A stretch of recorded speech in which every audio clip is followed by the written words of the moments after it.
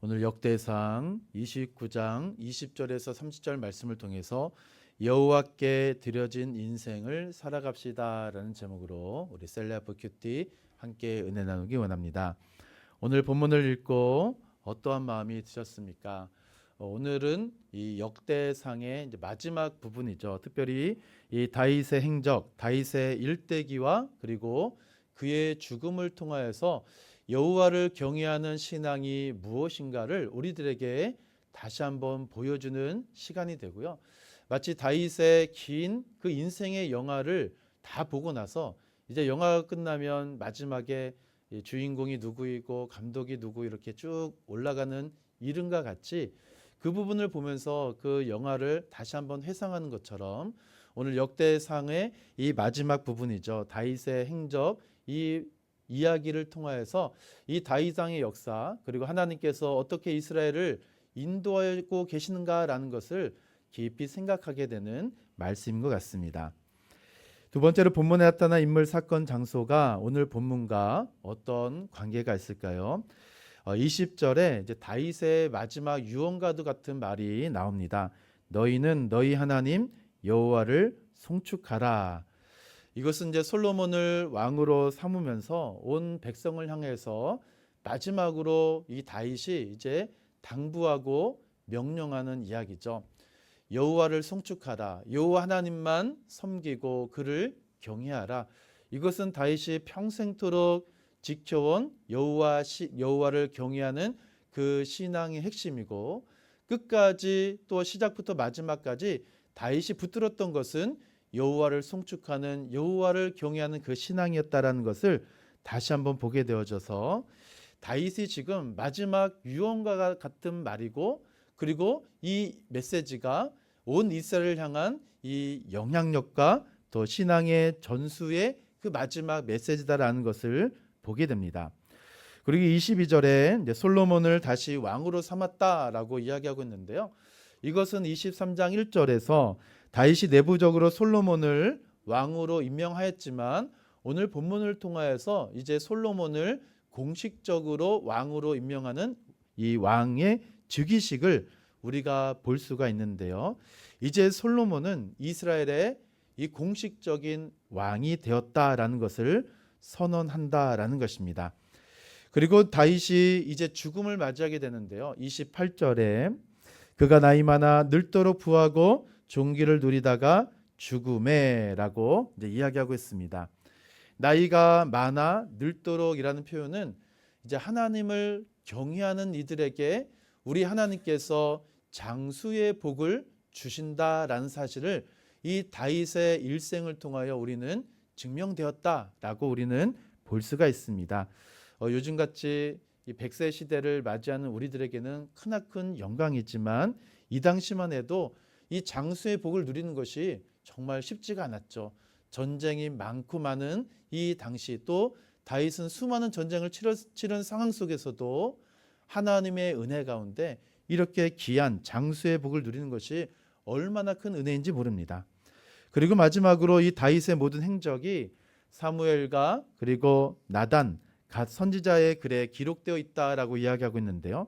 특히 사무엘을 선견자, 나단을 선지자, 갓을 선견자다라고 이야기한 것은 이 예언자들의 예언, 이 선견자, 선지자들이 했던 것은 하나님의 말씀을 받아서 왕과 이스라엘 백성들을 향하여서 하나님의 말씀을 예언하였는데 이 예언이 완전히 성취되었다라는 것을 강조하기 위해서 오늘 선지자 이 사무엘과 또 나단, 갓 선견자를 통하여서 다윗의 모든 행적을 다 기록하였다라고 이야기하는 것을 우리가 볼 수가 있습니다.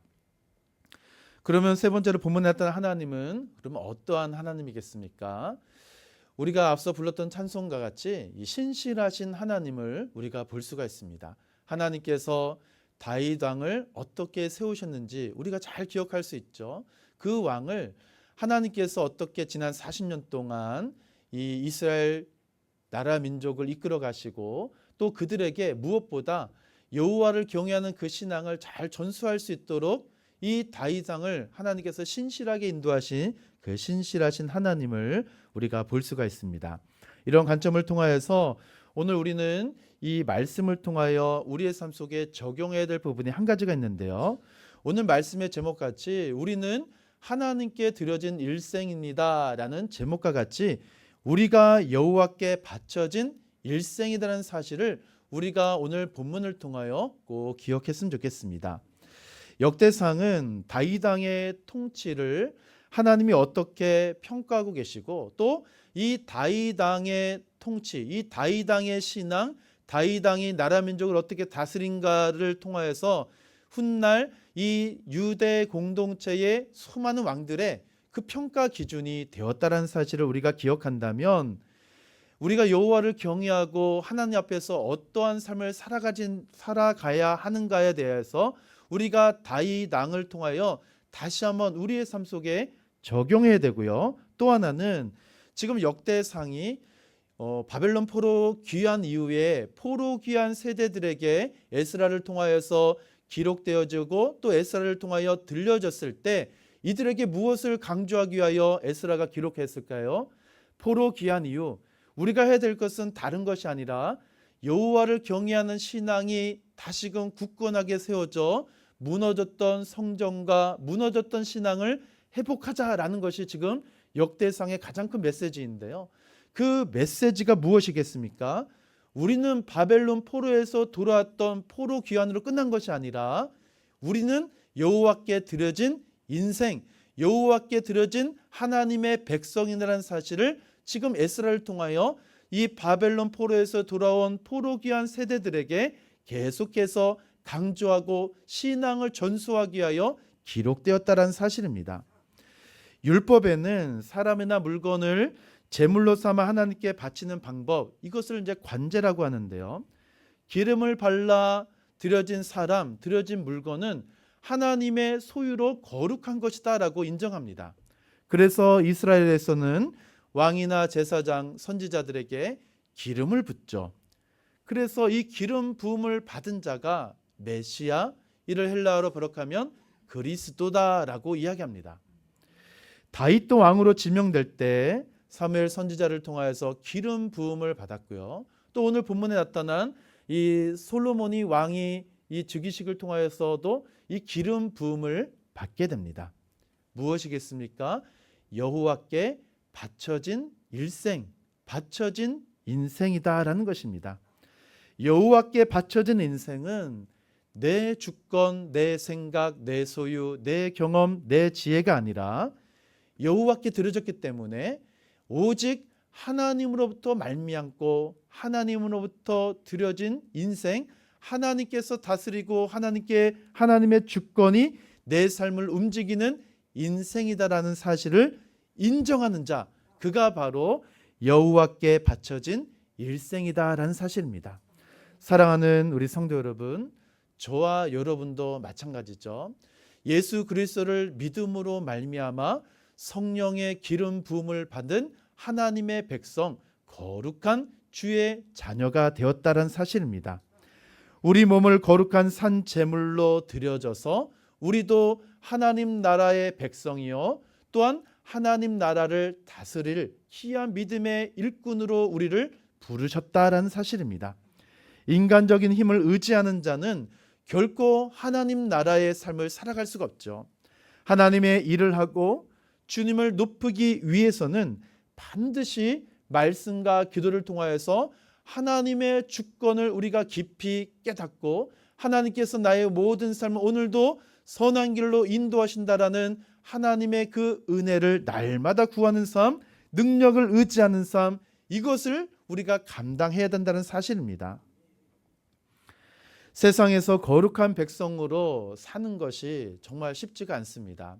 간혹, 아니 종종 우리 안에서 올라오는 육체의 정욕, 나의 주장, 여호와 신앙, 여호와를 경외하고 여호와 중심의 삶을 살아가는 우리의 모든 삶을 얼마나 많이 흔들고 있는지 모릅니다.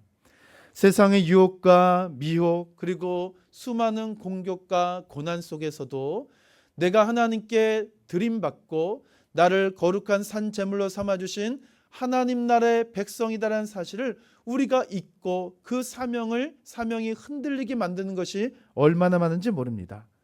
그러나 기억해야 되겠죠.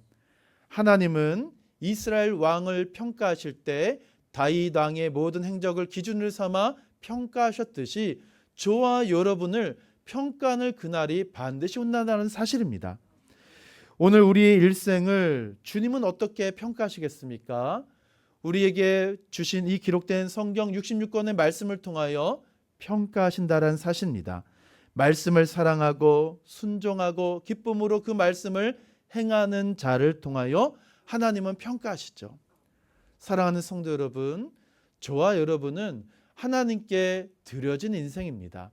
그렇기 때문에 다른 것을 통하여서 우리 인생이 좌지우지되는 것이 아니라 말씀을 통하여서 우리의 모든 삶과 그 모든 행적이 낱낱이 평가받고 낱낱이 기록되어진 인생의 사실을 우리가 기억한다면 우리가 이 죄악된 세상에서 헛된 생각하지 아니하고 하나님 한 분만 경외하고도 바쁜 인생을 살아가야 된다는 사실이죠. 그렇기 때문에 복음으로 하루하루를 정말 치열하게 살아가셔야 된다는 사실입니다. 지금 다윗이 그와 같은 인생을 살아왔기 때문에 하나님은 다윗의 인생을 귀하게 여겨서 그의 인생을 기준 삼아 훗날 솔로몬 이후에 수많은 유대 공동체의 모든 왕들을 다 역대기를 통하여 다 평가한다는 사실입니다. 하나님 앞에 서게 되는 그날 우리는 하나님 앞에서도 그리고 이 땅을 살아갈 때 모든 사람들에게 평가받습니다. 그때 하나님 앞에서 또한 모든 사람들 앞에서 사랑받고 칭찬받았다라는 그 삶의 평가, 우리가 여호와 앞에 드려진 인생이라면 반드시 아름다운 인생이다, 또 칭찬받는 인생이다, 평가받는 그날이 반드시 온다라는 사실입니다.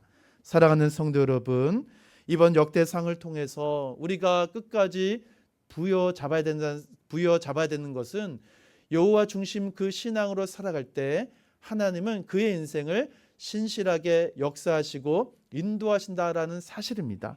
보이지 않지만 수많은 은혜의 복을 우리들에게 부어주셔서 오늘도 여호와를 경외하는 그 한 사람 한 사람을 오늘도 붙잡아 주시고 말씀의 신실한 길로 인도하여 주실 때 오늘 우리에게 주어진 이 귀한 한 날 여호와 중심의 그 신앙을 통하여서 나를 통하여서 수많은 사람들에게 여호와 하나님의 그 신앙을 통하여 들려진 수많은 은혜를 많은 사람들에게 흘려보내 주시고 또한 여호와께 드려진 그 인생이 이 세상 속에서 어떻게 구별된 인생인가를 많은 이들이 보고 듣고 경험할 수 있도록 복음 중심의 삶, 하나님 중심의 삶, 말씀 중심의 삶으로 승리하는 귀하고 복된 한 날 되기를 주님의 이름으로 축원함을 드립니다.